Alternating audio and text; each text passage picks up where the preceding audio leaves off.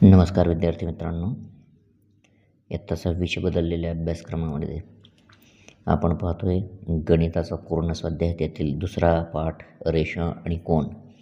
तर प्रश्न क्रमांक 1, अचूक पर्याय निवडा. त्यातील पहिला प्रश्न, पूर्ण कोनामध्ये टिंब काटकोन असतात. 1, 2, 3 आणि 4. पूर्ण कोन म्हणजेच 360 अंशाचा कोन. त्याच्यामध्ये काटकोन किती असतील?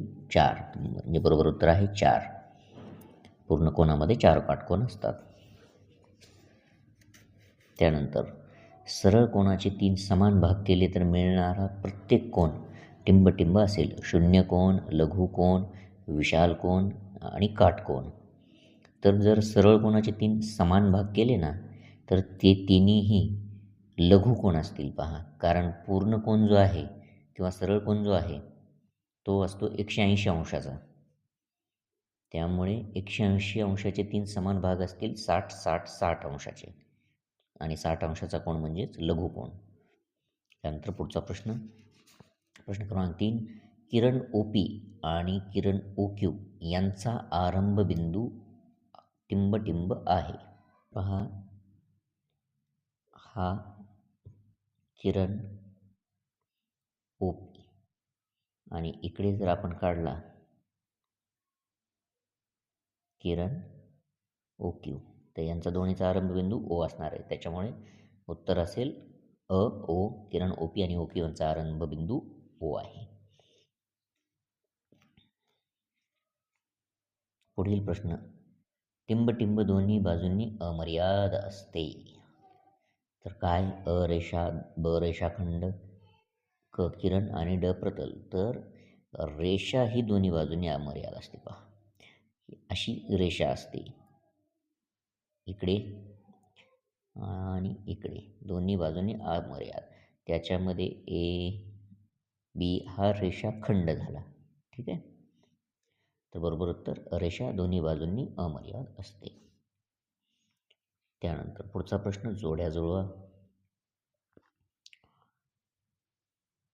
गट अ मध्ये आहे 91 अंश, 180 अंश, 360 अंश, 215 अंश आणि 90 अंश. आणि इकडे त्यांचे पर्याय, की सरळ कोन आहे, पूर्ण कोन आहे, प्रविशाल कोन आहे, काटकोन आहे की विशाल कोन आहे. तर 91 अंशाचा कोन हा कोणता कोन असेल? तर विशाल कोन असेल. 180 अंशाचा कोन हा असेल सरळ कोन. 360 अंशाचा कोन असेल पूर्ण कोन. 215चा असेल प्रविशाल कोन आणि 90 डिग्रीचा असेल काटकोन. अशा प्रकारे त्याची उत्तर आहेत. 91 डिग्री विशाल कोन, 180 डिग्री सरळ कोन, 360 अंश पूर्ण कोन, 215 प्रविशाल कोन आणि 90 अंश काटकोन. त्याच्या पुढचा प्रश्न, पुढील आकृती पाहून उत्तरे लिहा. तर अशा प्रकारची आकृती आहे, तुमच्या पुस्तकात बघू शकता. त्यावरील पहिला प्रश्न, आकृतीत दिसणाऱ्या सर्व किरणांची नावे. तर किरण DA, किरण EC, किरण EB, किरण EQ, किरण EF आणि किरण DP. E हा बिंदू कोणकोणत्या रेषांवर आहे? हा E हा बिंदू. तर E हा बिंदू रेषा PQ, ही पहा, रेषा PQ आणि रेषा CF या 2 रेषांवर आहे. आकृतीत दिसणाऱ्या रेषाखंडांची नावे पहा. रेख DA, रेख DE, रेख EC, रेख EB, रेख EQ, रेख EF, रेख DP आणि रेख PQ. त्यानंतर पुढचा प्रश्न, E हा आरंभ बिंदू असणाऱ्या किरणांची नावे लिहा. तर E हा आरंभ बिंदू असणारे किरण EC, EQ, EF, EB आणि EP. इकडे बघा,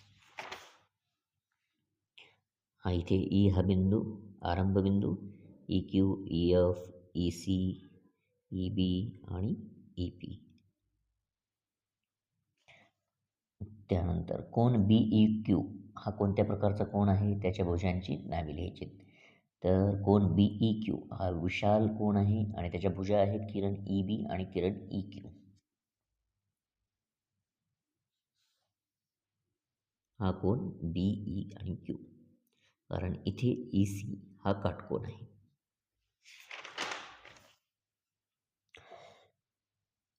त्यानंतर पुढचा प्रश्न, सोबतच्या आकृतीतील कोणांची नावे लिहून त्यांचे प्रकार लिहा. तर इथे पहा, कोण पी ओ क्यू, कोण पी ओ क्यू हा आहे विशाल कोण. कोण क्यू ओ आर, हा क्यू ओ आणि आर हा आहे लघु कोण. आर ओ एस हा आहे काटकोन. कोण एस ओ पी हा पण विशाल कोण आहे.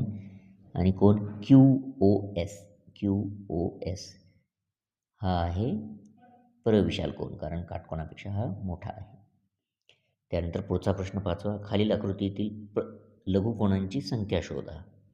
आणि त्यावरून या मालिकेत डी या ठिकाणी योग्य आकृती काढा आणि त्यामध्ये किती लघुकोण आहेत ते लिहा. लघुकोणांच्या संख्येमध्ये कोणता आकृतिबंध. तर प्रथम पाहू लघुकोणांची संख्या. पहिल्या आकृतीमध्ये 1 2 3 हे पहा 1 2 3. दुसऱ्या आकृतीमध्ये 12 लघुकोण आहेत. 1 2 आणि 3 हे झाले या आतील बाजूला 1 2 3 आणि त्याच्याच लगेच बाहेरच्या बाजूला 3, इकडच्या बाजूला हे 3 असे मिळून सगळे 12.